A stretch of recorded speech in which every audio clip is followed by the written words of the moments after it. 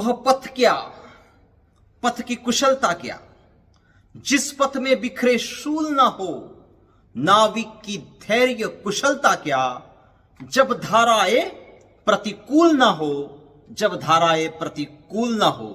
नमस्कार, मैं हर्षद घाटोड़े आज फिर लेकर आया हूं एक हस्ती के बुलंद इरादों की वह सच्ची दास्तां, जिसमें इनके हालात इनके लक्ष्य को प्राप्त करने की दृष्टि से बिल्कुल भी अनुकूल नहीं थे।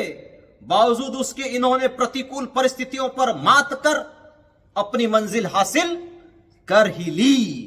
इनकी उम्र जब मात्र 10 वर्ष की थी तब इनके मां का देहांत हो गया था। पिता एक परचून की दुकान चलाते थे। वे अपनी इस बेटी से इतना प्यार करते थे कि पत्नी की मृत्यु के पश्चात बेटी की उचित देखभाल हो, इस खातिर उन्होंने दूसरी शादी कर ली। सौतेली मां इनका हर प्रकार से शोषण करती थी। उसे भी एक बेटी हुई जिसकी परवरिश अच्छे ढंग से होने लगी।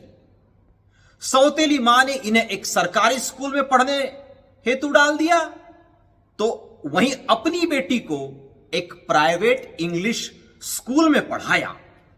इनके स्कूल के आने जाने के रास्ते पर जिले के डीएम अर्थात माननीय कलेक्टर साहिबा का बंगला पड़ता था, जिस पर एक आईएएस महिला के नाम की तख्ती लगी हुई थी। आते जाते जब यह उस नाम को देखती थी और सोचती थी कि वह भी कलेक्टर बन जाए तो कितना अच्छा होगा, इन्होंने अपने पिता से इस बात का जिक्र किया तो पिता ने बेटी का हौसला बढ़ाया, उसे खूब पढ़ने को कहा। तो सौतेली मां ने कहा कि कलेक्टर बनने के लिए दिमाग की आवश्यकता होती है, जो तुम्हारे पास नहीं है। कलेक्टर तो मेरी बेटी बनेगी। सौतेली मां इनके लिए लड़के देखने लगी। जैसे ही इनकी पढ़ाई ग्रेजुएशन पूर्ण हुआ भी नहीं था कि सौतेली मां ने सोचा कि इसकी शादी कर इसको रवाना कर दिया जाए और इनके लिए लड़के देखना शुरू कर दिया। इस बीच इनके पिता ने इन्हें यूपीएससी परीक्षा की तैयारी हेतु किताबें लाकर दी। यह बात जब सौतेली मां को पता चली तो उन्होंने वह सारी किताबें जला डाली। इनकी सौतेली छोटी बहन हमेशा ही इनका अपने दोस्तों के सामने मजाक उड़ाया करती थी। एक दिन इनके कॉलेज के एक समारोह में जिले की डीएम साहिबा का आना होता है। समारोह के पश्चात यह उनसे मिलती है और कहती है कि वह भी कलेक्टर बनना चाहती है, जिसके लिए आप मुझे मार्गदर्शन करें। माननीय डीएम साहिबा ने कुछ दिन बाद इन्हें यूपीएससी की परीक्षा की तैयारी हेतु कुछ किताबें भेंट दी। इन्हें बड़ी खुशी हुई, लेकिन फिर इन्होंने सोचा कि अगर इन किताबों को वह घर पर लेकर जाती है और सौतेली मां को पता चल जाता है तो कहीं वह इन किताबों को फिर से चला न दे। इसलिए इन्होंने उन सभी किताबों को अपने एक सहेली के घर पर रख दिया और कॉलेज खत्म होने के पश्चात एक्स्ट्रा क्लासेस का बहाना कर वह घर से निकलती और सहेली के घर पर जाकर पढ़ा करती थी। एक दिन इनकी सौतेली बहन ने इन्हें सहेली के घर से जाते हुए देख लिया और अपनी मां को बताया। इस पर सौतेली मां द्वारा इन्हें खूब डांटा गया और सौतेली मां के कहने पर उनका भाई उनके शादी के लिए लड़का देखना आरंभ कर देता है और जल्द ही इनका सौतेले मामा इनके लिए एक लड़के का रिश्ता लेकर आता है। लड़का किसी दुकान पर काम करता है।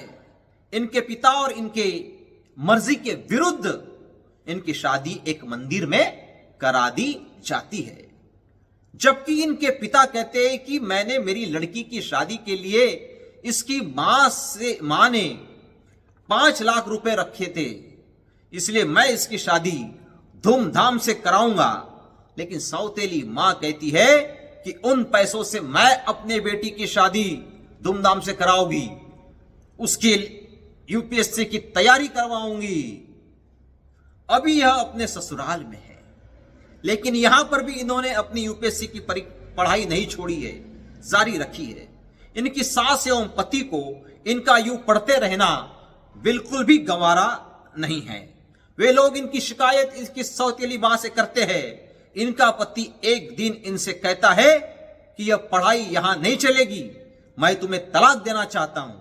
यह सुनकर एक क्षण के लिए शाम सी गई। सोचने लगी कि अगर पति ने उसे छोड़ दिया तो वो कहां जाएगी। इन्होंने अपने पति एवं सास से कह दिया कि वह अब पढ़ाई नहीं करेगी, लेकिन एक बार, सिर्फ एक बार उन्हें यूपीएससी की परीक्षा में बैठने का मौका दिया जाए। पति तो मान जाता है लेकिन सास तैयार नहीं होती। पति मान जाते हैं लेकिन सास तैयार इसके लिए नहीं होती।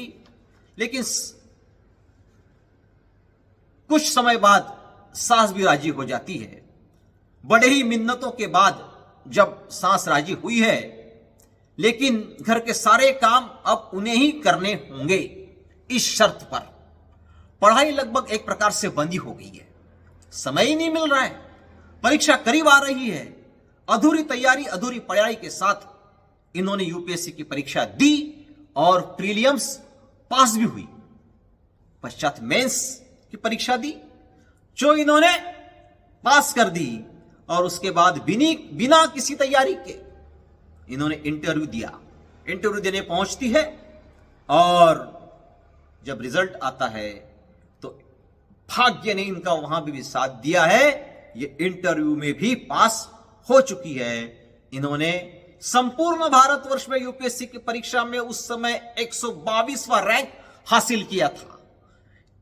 इनके इस खुशी में इनके मित्र एवं पिता ही शरीक थे। उन्होंने फोन करके इन्हें बधाई दी है। अन्य कोई भी इनकी खुशी में शरीक नहीं हुआ है।